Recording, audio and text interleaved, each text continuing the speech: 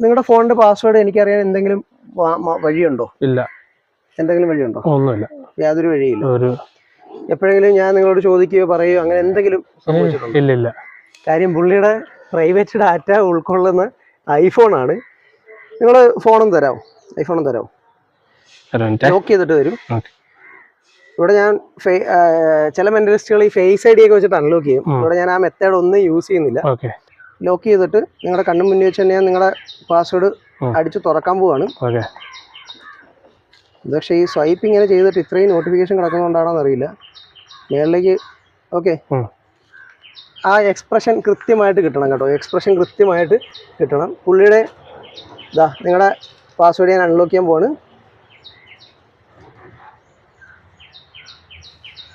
എന്റെ ദൈവമേ,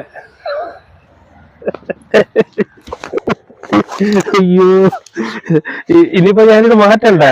വീഡിയോ മൊത്തം കണ്ടില്ലേ? മാറ്റിയാൽ നിങ്ങൾക്ക് കൊള്ളാം.